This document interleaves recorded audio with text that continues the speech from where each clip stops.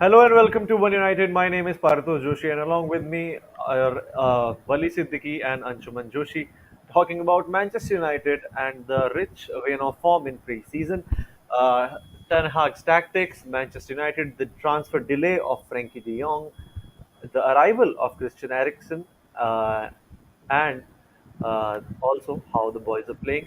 First of all, how the boys are doing. Wali and Anshuman, how have you been seeing the recent performance of United? I think you must have been upbeat. First of all, how the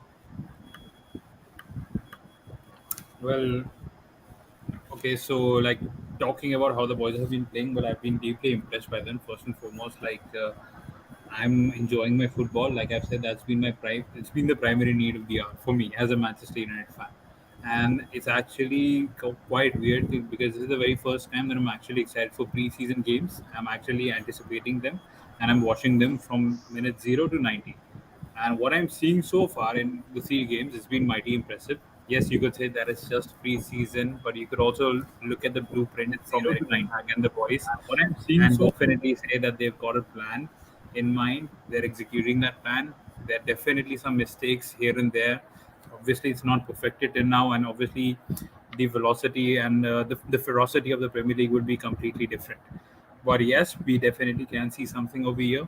And I'm deeply impressed with how the boys are playing. If you talk about the way that we are counter pressing, the way that we are stringing passes like quick 1-2 passes without giving it much a thought. The centre backs are bombing forward. The inverted fullbacks, if you look at Malaysia and Diego Dalot's performance, it's been terrific. For a change, we've been quite threatening on the right side because as a Manchester United fan, we've always seen our attacks coming from the left, like in the past 2-3 years. But for a change, Jadon Sancho is now finally coming from the right, and he's actually causing havoc. Him and Diego Dalot. So it's interesting to see that dynamic. And although plenty of fans are waiting for Cristiano Ronaldo to be back, but I don't think we're missing him a lot right now because Martial, Sancho, and Marcus Rashford have been doing significantly well. So all in all, it's been mighty impressive. There are some positive signs, and I hope that we continue to play this brand of football and keep improving as we go ahead. Okay, now Anshuman, how have you seen the recent performances of Manchester United, and how do you feel about it? Yeah, well, preseason or not, it's always good when your team is winning. And it's been interesting watching Ten Hag's United play out over the last three matches because you can see quite a few positives. That first of all, the tactics, like Bali pointed out, that we are creating attacks down the right, which you can definitely see in Ten Hag using both Malasia and Dallo as inverted wing backs, and they are coming down to midfield. When we are creating attack, so he's using the wing backs much more productively. So you can already see the patterns emerging, which was definitely not the case on the Solskjaer because it was like just throw all your creative players and something will come up, and it used to come up, but now you can actually see patterns of plays emerging. So I think those are good early signs, and obviously the youngsters that have been shining in Charlie Savage and Zidane Iqbal, they're obviously very optimistic. And so yeah, all in all, pretty good signs for Manchester United. Obviously there are issues because when you see in defensive transition, we are conceding goals, and David De Gea is obviously not the ideal goalkeeper we would like to have at the back. So there are ifs and buts there here and there, but they are obviously naturally to be expected with the kind of season United had and with the kind of expectations United have going into the next season. So yeah, it's quite an optimistic signs over the last three victories, and let's see if the pattern continues. Let's see if the common themes that have emerged over the last few matches they continue blossoming. Okay, now continuing on the same about how the United team is playing right now. Uh, we have a question at our hands that will United persist with Rashford, Martial, and Sancho as the front three because Ronaldo is still an uncertainty. There are still question marks regarding Ronaldo, and uh, the way United are playing, especially the link up between Sancho, Rashford, and Martial. Do you think the correct way forward for United are is that they go with these three as their front three and If Ronaldo stays, then okay. If he doesn't, we'll have something at our hand still. Anshuman. So I think given the form Martial is in right now, I think he has more than warranted his place in the starting lineup because the way he's playing, like one thing that when Martial does not play, one thing that when he plays and when he's not in form, one thing that becomes very apparent very quickly is a complete lack of intent on his part. Now that does not Yes. immediately makes him a very bad player, but we have seen the kind of seasons Martial can have when he creates that genius, and he's doing that again. Although all those very positive parts that have we have seen fleetingly over the past 7 years, he's displaying that on a consistent basis. And see, the front three that are performing right now, they're performing because this team is functioning as a team, or at least they are trying to functioning as a team. So the creative outlets they are trying to generate, they are coming from all places because not it's not just one person's responsibility, and it's not just one person is staying there in the middle and for whatever reason creating such a dynamic that everything has to go to him. So when you do not have things like that, where a systems first manager like Ten Hag will obviously be able to create a lot more creative opportunities with his team, which is what we are seeing in the front three of Rashford, Sancho, and Martial, which is something I think we would have seen anyway if this happened.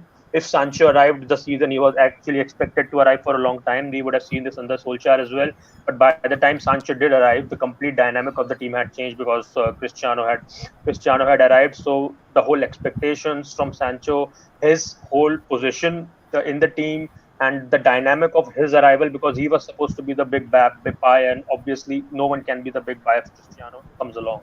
So all that thing plus included the fact that it was his first season as a 2021-year-old last season was slightly underwhelming. But yes, the potential is shining through. What we are seeing what we are seeing is that those three are gelling quite well together. And from a team perspective, you would want this to continue. And uh, it is very like if you think about it, having Cristiano come back into this fold, as, obviously for me seems to be a very worrisome prospect. I've said this before. Like as far as I'm concerned, I will be happy if he gets to play Champions League for as long as he wants, and I will be happy if Manchester United get to go their own way without him because it's the best answer for both parties.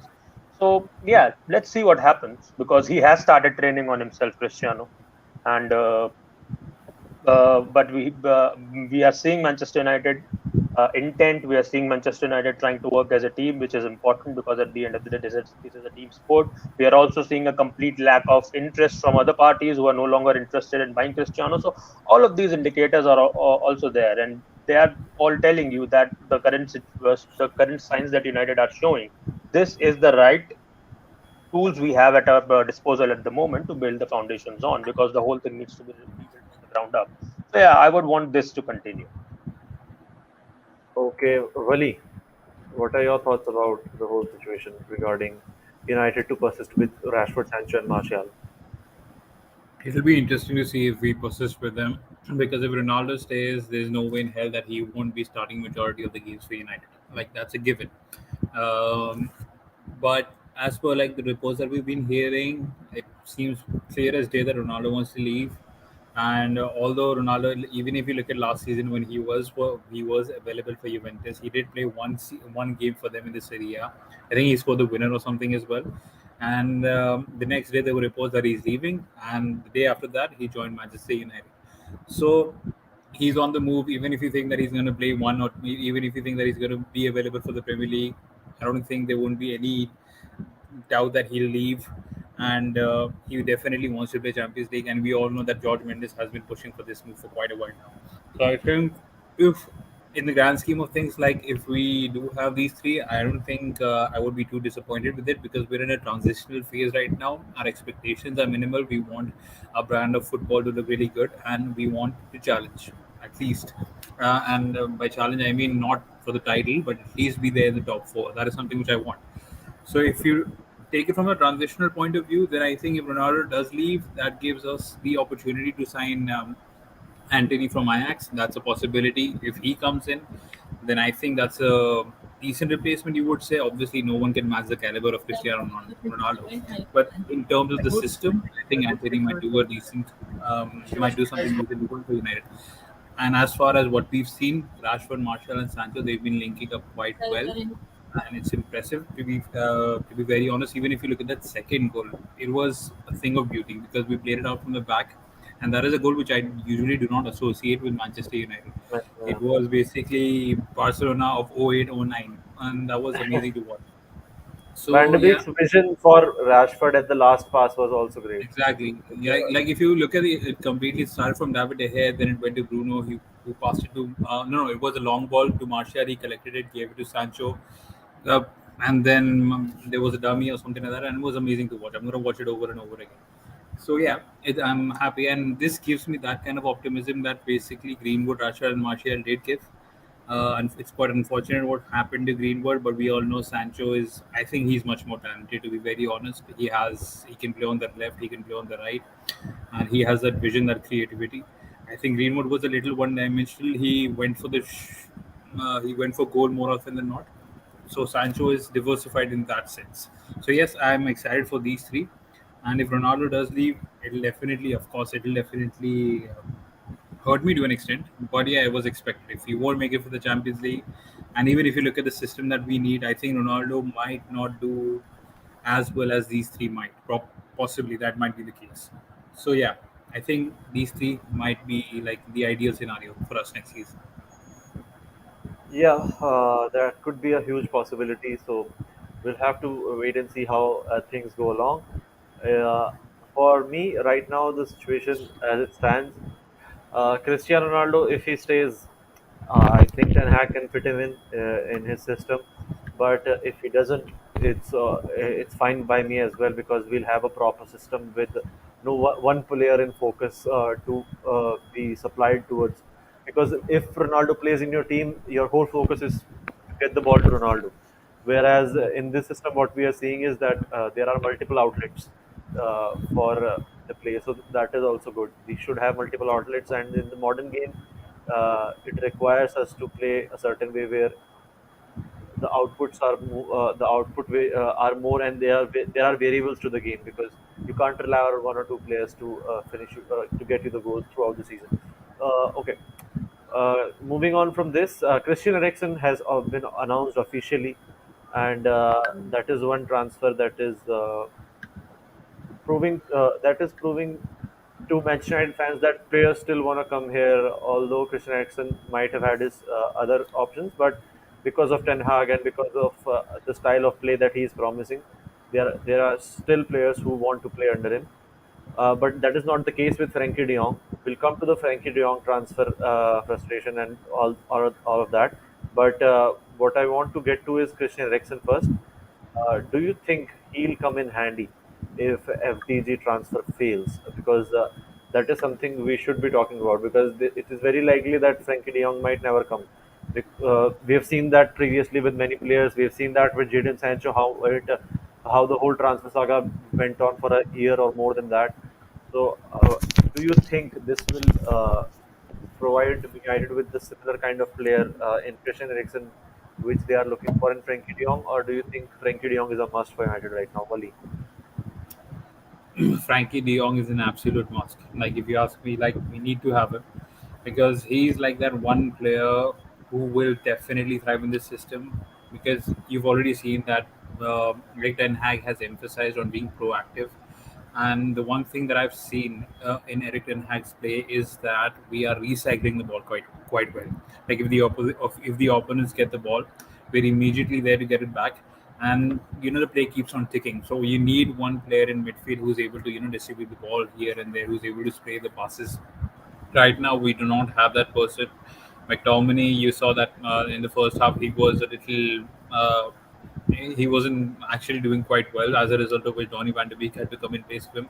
Fred, we all know he's a workhorse in terms of interceptions and tackles. He can do that, but we need a ball distributor. And even if you look at Bruno, like we have been admiring how Ten Hag has been able to restrict him with the hero ball.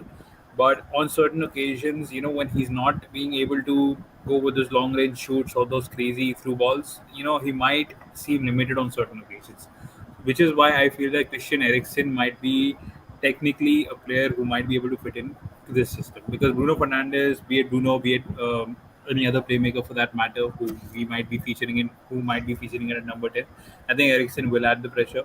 Frankie De Jong will basically be a box-to-box midfielder. I think it's going to be, if we do sign Frankie De Jong, it'll basically be Frankie De Jong and Fred, basically the Pogba and Kante combination. Frankie De Jong and Fred might be the central midfield pairing. So yes, we do need him. We need a player who's prominent in midfield, who's able to have a big, who's able to have a large say in the game, especially against teams uh, that heavily rely on the low block. When once you go and face your West Brom, your Newcastles, and all, you need to penetrate those defense. And in order to do that, you need to have such players. So yeah, Frankie De Jong is a must. And even if you look at Barcelona's transfers, they've signed Lewandowski for 45 million, Rafinha for 45 million, Frank Kessie for 45 million, and Christensen as well for 35 million. There's a report that they might go for Aspilicueta as well. So, like, if you look at it, like, although the situation is quite dire, they have been signing players, but at the same time, since it is dire, they will also have to sell players. So, there's this report that he might go to Chelsea and all that, but I think that's all bogus. I think they're just pressuring Manchester United to, up their ante, and he might eventually come there because, like Fabrizio said, the deals have been agreed, but I don't know, is this a final uh, roll of the dice by Barcelona or something? That might be the case because they I need to think they sell. want They've signed United to a lot pay the 17 million. I think they want United to pay the 17 million wage yeah. that they owe Frankie De Jong. That might be a ploy to lure more money out of United. Anshuman, what do you think about this particular thing about uh, Christian Eriksen as a player? Whether he'll be able to do justice to United, or do you need a Frankie De Jong in your side? Do you absolutely need it? And I this is a think those question as well. two. Chibuke Obina is asking this. Any updates on De Jong and Anthony? So we're talking about Anthony. I don't think he's coming this season, but De Jong, the De Jong thing is still very much alive. Yes, I Anshuman. think I Antony depends on Cristiano Ronaldo's transfer if it Yeah, happens. if if Ronaldo goes, then Anthony might have a say, but I don't think so right now. Frankie De Jong, Anshuman, Frankie De Jong and Christian Eriksen. so those two are completely different kind of players, although there is a certain kind of similarity insofar as they are the kind of midfielders that Manchester United do not have. Because at the end of the day, it still comes back to having control in the midfield. And despite Controlling the Frankie play. being a control in midfield, and despite Frankie being a slightly different player than Christian Eriksen, uh, I think it's only a plus that we have had that we have been able to get him, and a lot of things need to be taken into account. First of all, uh, don't expect Christian Eriksen to be the same one that we saw in Tottenham and Inter Milan. Yes. One of the reasons that we're very happy with Christian Eriksen playing for Brentford is we need to remember how we have been feeling about him ever since the Euros incident, and we're Yeah. very happy that he was able to survive that and then able to come back into professional football and then able to come back into professional football at top flight. Now, don't get me wrong, he played very well for the last 6 months, Yeah. and he was very integral to make sure that Brentford didn't really end up having a relegation scrap towards the very end, because they were being slightly turgid over a few weeks towards the end. But Yeah. it was his creativity that made sure that it didn't really happen. But it's also important to remember that in that case, Christian Eriksen was a big fish in a small pond, and he was in a Yeah. much more conducive environment because there was not a lot of pressure on him, and there is the Danish contingent that cannot be denied. Like he had that kind of hospitality and that kind of comfort in that ecosystem that he required to be able to come back to professional football. So that's all great, and I think there is even a sense of honesty and acknowledgement on Eriksen's part that he has chosen this Manchester United move. And the reason I'm saying that because I remember him talking when I think it was when the Spurs made the Champions League final, and he said at the end of the interview that he wanted bigger challenges, but bigger challenges really did not come in the form of Barca or Real Madrid moves. So eventually he moved on to Inter, and obviously from there things really took us up the turn in a way that nobody could foresee, nobody could control. And this is him essentially making peace with the fact that this is as good a move as he could get in the moment. And he has chosen Manchester United. So, like Oli said, that it's important to acknowledge that this is still a big move for us, despite Manchester United being where they are. It's an important move for us because we are getting a very good player. We're getting a very good player who still, despite the health concerns, is 30. He's in his prime years. We have not bought a player at exorbitant wages. I mean, it will be high wages, but it's not. uh, like it's not the bank breaking ones. And the Yeah, yeah, contract length is not that much. It's a 3-year contract for a 30-year midfielder. I think that is sensible. It's a very rational agreement. So there, on paper, there is nothing a lot wrong, and I would love to see how Ten Hag could use him because he could play the Bruno Fernandes roles as well. He could, in theory, if Frankie De Jong does not arrive, play alongside him. Although I really don't know if he could be a part of defensive pivot, despite him having played in an Antonio Conte Inter side. I don't really see that happening. But okay, we'll see. He can also play as a wide midfielder if, in case you want to have a full back that overlaps him, because he doesn't really have the pace for a winger. But no, you don't necessarily need a winger with a lot of pace if you structure the game around them perfectly, which is what we saw with Paul Pogba as well when he would play as a left forward or a left winger rather. So he has a lot of options. He brings a lot of options as a player. And I think the kind of intelligence that he provides on the pitch is something that is quite important. The experience is obviously there, and he is also from the Ajax school. So to be yeah, able to play all those different positions is also something that Eric Ten Hag is obviously looking for. So yeah, it's again a very good player at a very good deal that we have gotten, and I've really had no complaints about him. I'm looking forward to see how Eriksen plays, and I wish him all the very best because given how Manchester United fan base is and how shitty the world is in general, I know that when there will be moments in which Manchester United lose crucial games. There will be moments in which Christian Eriksen does not deliver, and I can already see the kind of abuses he will be subjected to given his recent past. And I dread for it because this is not something that he really needs. This is not something anyone needs or deserves, to be perfectly honest. But yeah, I wish him all the best, and I hope he does great. And I hope that he gets the respect he deserves because he has chosen us after all, and he is a very good player. And so, coming back to the Frankie De Jong situation, now we discussed this last time that it's less about us and more about him and Barcelona. And it's there are a lot of things going on at the club right now. Like Wally said, they're buying players. They're buying players because they are taking loans. They don't have the money. And as far as registering players is concerned, they need to have these exorbitant wage players from their previous deals off their books. So Antoine Griezmann is still existing on their book. I don't think Atletico Madrid are even interested in taking him permanently. And Osman Dembele has obviously agreed to a lower wage agreement. And Frenkie De Jong is still one of highly paid players. So what we have essentially reached with him is that Barca are looking to weasel out of that situation, that 17 million wages that they owe him for the time that he has actually already played for, and that they're either trying to man for either Manchester United to pay for them or pay for the wages, or they are trying to see if they can get a way out of this.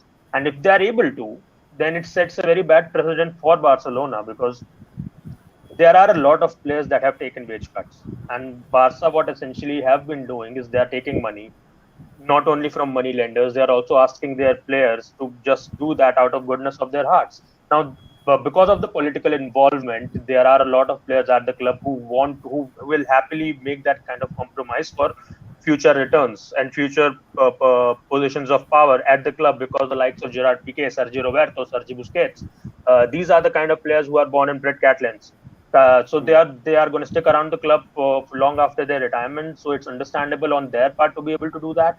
But then there are the players who Barca have managed to agree for deferred wages, the likes of Frankie De Jong, Samuel Umtiti, and Clement Longley. I'm not don't really remember Clement Longley was if he was ever asked to defer his no, wages. But no, I don't his think. wages for this season are obviously not going to will be taken care of by Tottenham, so that's one worry less for Barca. But yes, the point stays that they have asked a lot of players to take money wage cuts, and they have essentially said that we'll pay you later.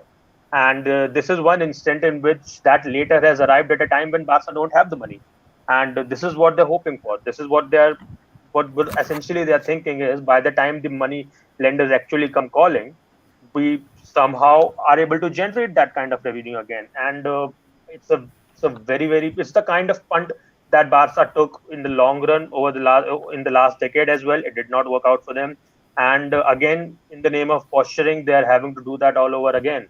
They are trying to sign way more players. I don't have an issue with the players they're signing. I think Xavi is a very is the perfect coach for Barca. I think But they he'll be able don't, to do as a great club, things with the players. as a club, they Yeah, don't have the there is. resources to sign these players. Is Yeah, yeah, because yeah.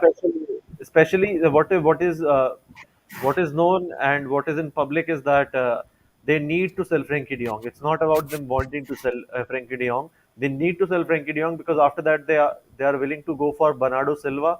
There's also the situation that they are negotiating with Sevilla about Conde. So there are players they still want, and I am not quite making sense of this at the moment because they have already spent around 100 million on two players, that is Lewandowski and Rafinha.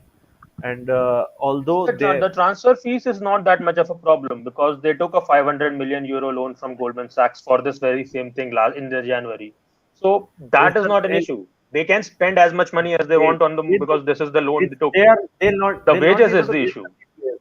Yes, they'll not be Yeah, able to register these players. No, that is what yeah, I'm getting to. yeah.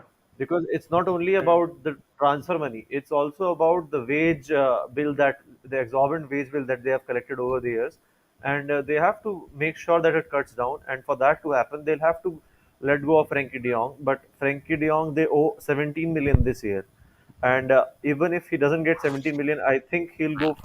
He'll be I think he'll want at least 10 million because he had to be paid like I think 17 million and 15 million in the next 2 years, and that is not going to happen if the transfer happens. So I think Yeah, he'll want that's a essentially something that Barca are trying to set up. That okay, how can we delay all these payments that yeah. are popping up? So I it's think what they it's not want the is kind of because thing that. the Chelsea rumor as well. The Chelsea rumors that just popped like an hour or so ago. It says that Chelsea are in the mix and now they are preparing a formal proposal. I think it's more of a pressure on Manchester United to pay the money that Barcelona owe uh, to Frankie De Jong. That is my take on it, and I wanted to have your take on it as well, Anshuman. So, can you please answer this Could question? be, could be. They could be, but the other thing is that Chelsea's transfer strategy really seems quite of a mixed bag right now, because okay, the Khalid Koulibaly is a very good acquisition because they need reinforcement now That's in right. centre Yes. back situation in centre back position, so it makes sense to be able to invest that much money. Sterling is a bit of a move that seems to have been come out of the blue and not intended, but I don't really know how he'll feature. But okay, we'll see. And this again, we were talking about this before recording as well. Frankie De Jong is could yet again be another ball to be controlling midfielder that they already have. And you look think about the midfielders they already have, including Mason Mount and Conor Gallagher, who will once again be featuring this time for them. And so yeah, Chelsea's transfers. Paul has There been isn't certainly around. exactly a pattern. There isn't much of a pattern for Chelsea, and which is again understandable because Todd Bowley is not a man with the sporting background and he's having to take care of the sporting responsibilities for the moment. So okay, they are doing. If there is any legitimacy to this rumor, so that is one thing that we can say. Okay, Chelsea are sort of just trying things out, and more importantly, I think we need to concern ourselves with Barca because as far as Manchester United are concerned, we have made a stance very clear that this is a player that Ten Hag wants. He knows him and he knows how to use him in this system. So I think that all makes sense. And United are ready to go for him. He make him the marquee signing for the season as well. So I think that stance has also been made clear.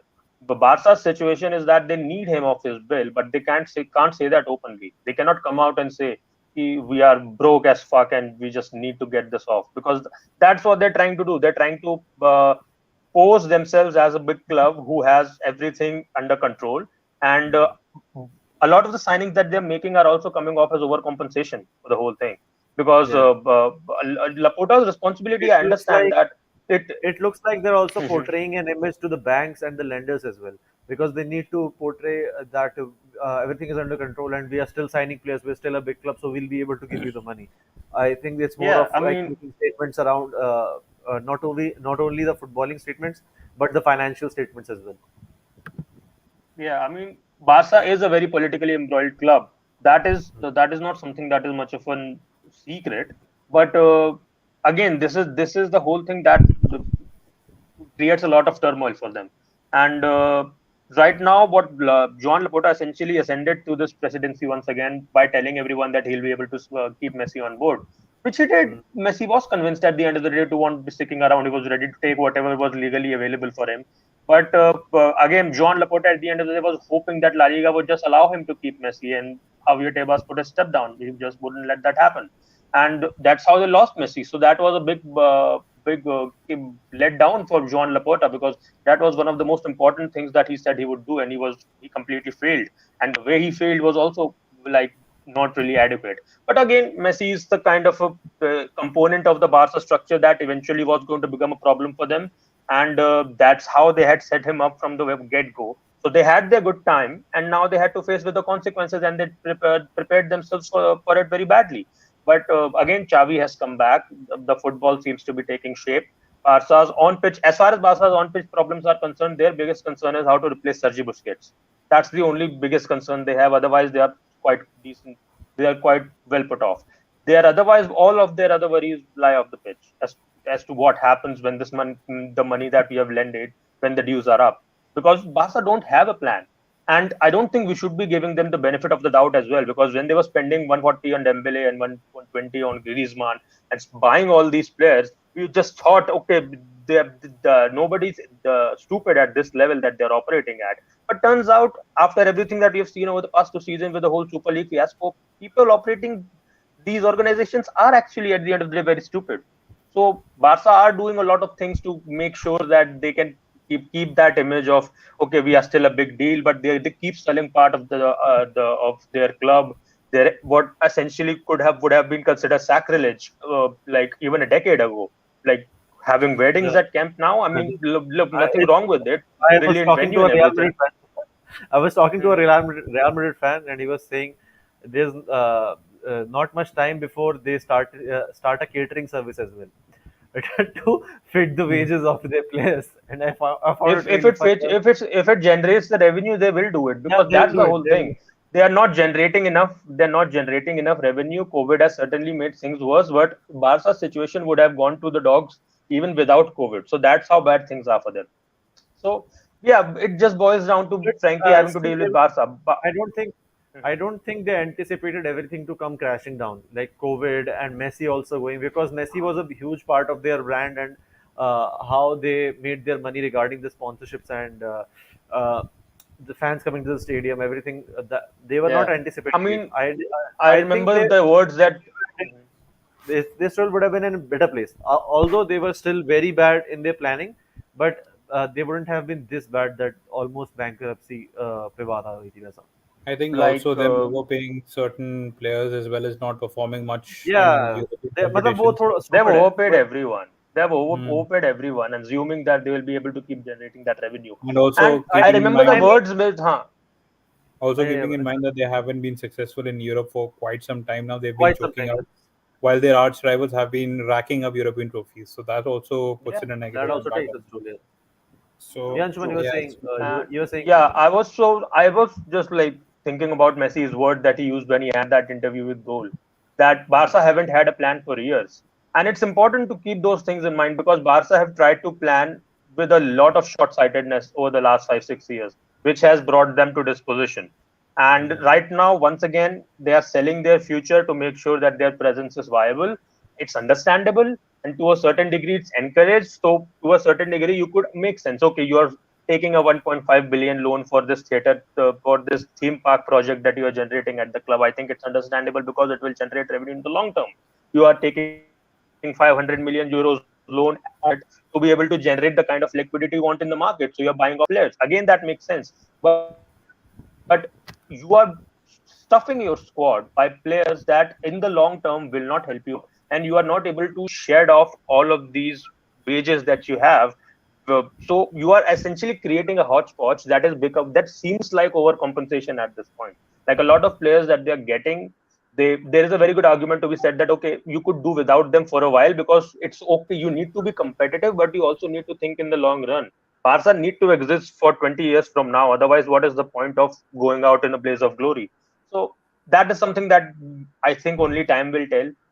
Recently, from what we have seen, I think there's not much evidence to go on that Barca are planning in the long term. They are hoping that there is a long term for them, and when that long term, when the end of that term comes, they are able to generate the money.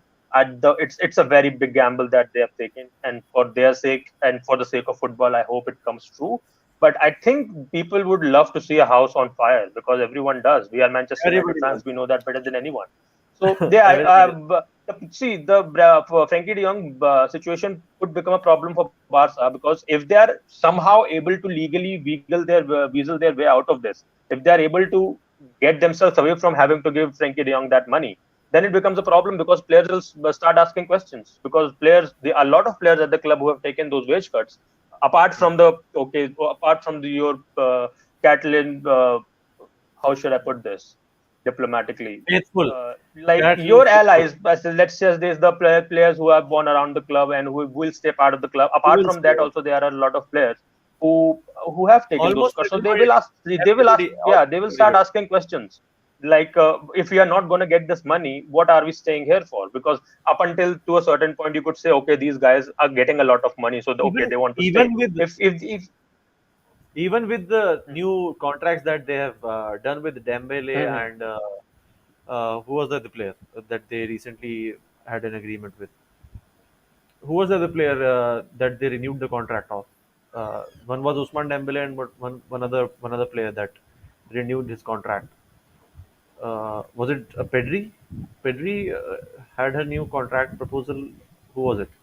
I'm not exactly sure. I think Pedri, they had to give him a senior contract. I think I don't remember exactly, so maybe we can But two check it. players But extended their contracts, and they both took massive cuts. Dembele was the last one to take a cut, and they'll also ask questions that they have taken the cuts because we want to succeed at Barca. Because we want Barca to succeed. We want Barca to thrive. And if you don't have a plan forward, so what's the point of it? We'll move on from Barca because we have talked enough about them. I think. Do you have anything to add in a small bit? Because I want to move on from Barcelona as a topic. yeah, okay, let's do that, because that sort of covers what we need to discuss regarding Yeah, Frankie De Jong and because we'll Barcelona. only extend it from here on. I think we have covered all Yeah, the points regarding Barcelona. Okay, one last thing I want to talk about, and we have not even mentioned this in the thumbnail. I wanted to mention this, and somehow it slipped my mind. Lisandro Martinez is a red. I want to. We will do a separate live where we talk about this in focus. We talk about his positives, his negatives. I think when Christian Eriksen and Martinez both are announced uh, properly, then we'll have a separate live where we'll have a photo of them with the jersey on. So then we can do a proper live. I don't want to go too much into it because I want to save something for that because we weren't able to focus on this. But it's a great signing. I think it's a fantastic signing. One signing that will do us a huge load of good because something we really are having trouble with is uh, not performing under transition, not performing when we are under pressure from the attacking sides. And I think Lisandro Martinez could be the one guy who will go forward aggressively in tackles, who will go forward and try to break the plays, and who will be more successful than the others. So I think he's a great signing. Just give us your thoughts in 2 3 lines. Wally, I'll ask you first about Lisandro Martinez. Um, there have been quite a few rival fans who've been saying, or even United fans who've been concerned about his height, apparently, Yes. which is quite weird to be very honest. Because if you look at the last defender to ever win a Ballon d'Or in the millennium is Fabio Cannavaro, who was under was under 6 feet. So I don't think that Lisandro should be an Martinez is issue. 5'10", I think. Lisandro He's 5'10", Martinez is 5'10". and I think that's fair enough. He's 5'10", and apart from that, I also saw a stat of his in which it stated that he's 163. He has a success rate of 63 to 64 But percent. it's also about the physicality of the Premier League. No, it's not only Yeah, about your division. It's it because is. It is. Premier It League is very definitely is. physical. It definitely is. But what Eric Ten Hag, like you said, like I've said countless occasions, Eric Ten Hag wants his footballers to be proactive. And once we talk about proactive football, you need your centre backs to be um, good on the ball. They need to know how to handle the ball. They need to know how to distribute the ball, and that is something which Lisandro Martinez does offer. And like I've said, even if you talk about defensively, there was this interesting stat in which it stated that Lisandro Martinez has a success rate of winning 64% aerial duels, while Harry Maguire has a success rate of 63%. So, in spite of the height difference and in spite of one being labeled as someone who's really good in the air, Lisandro Martinez, I think, could handle himself. And yes, physicality, being in a new league, will definitely be a challenge. But if Ten Hag trusts the guy, and if he is someone who will definitely suit the system as far as we've seen so far, I think it would be fair enough to say that we can trust Erik Ten Hag with this signing, and it's going to be exciting because he, like I've said, he's an adaptable player who could feature as a left centre back as well as a DM. Now, if we use him as a left centre back or a DM, that'll be interesting to see. But whatever it is, I think it's going to be a good signing. Okay, Anjuman, your thoughts about Lisandro Martinez, just in a short bit, because we don't want to expand too much on it. We'll give him a separate time and we'll talk about it at length. But a short view on Lisandro Martinez transfer. So yeah, another one of those players that Ten Hag has essentially vouched for. Another one of those players that has arrived because of Ten Hag. So those are interesting things because you want the players to play for the manager and the manager knowing how to bring the best out of players. So those are good things, and we have already talked about the recruitment thing and how this season, it's this transfer window, it's fine to let Ten Hag do his thing. So yeah, like Wally pointed out, the height thing. See, the hype that is created about something, it's a completely different thing, and the realistic aspect is another thing. So when you have these technically adept forwards or technically adept defenders who are not that tall, you will have in situations you will have instances where another very tall player might be able to jump over them and get ahead in. That will happen. It's not something that will not happen. In the same way that when you play out from the back, there will eventually come a problem. But there eventually will be an instance in which a team will be able to just break through your lines and get a goal.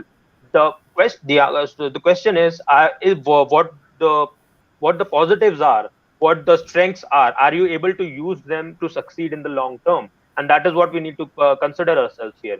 So Lisandro Martinez is most essentially left-footed, technically adept centre back, and I think despite having played as a defensive midfielder, I think he's going to play as a centre back only, because I think in the last match against Melbourne Victory in the second half, Ten Hag had Alex Telles playing at left centre back, and Alex Telles is a player whose technical ability is not in question, but his positional awareness as far as defensive duties are concerned has been put into question quite a lot of times. Now, partly this is because Especially at Manchester defense. United have been all over the place, but But it's also because he's a lot more comfortable in back five systems instead of being in back four systems.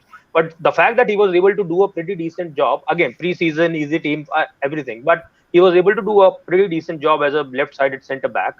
And the fact that Ten Hag asked him to play there in the first place uh, tells me that okay, if Lisandro is coming, he's playing that way because he wants to play out from the back. He wants to assert that control from the back itself, and I think Lisandro is going to play a very big part in that. And again, we have been seeing Harry Maguire and Lindelof playing recently, and their roles have been reversed. Maguire is the right-sided centre back now, so I think Ten Hag has chosen him to be the captain, and I think which was a diplomatically right thing to do, to create the least amount of noise. And he will be the one playing alongside Lisandro Martinez. I think those two will be our centre back pairings, first choice centre back pairings. It will be interesting to see what becomes of Lindelof and Rafael Varane, who's got a completely different profile, and whether we'll have tactical flexibility to be able to play different systems over the course of the season. Because obviously now you're going to play five sub matches as well.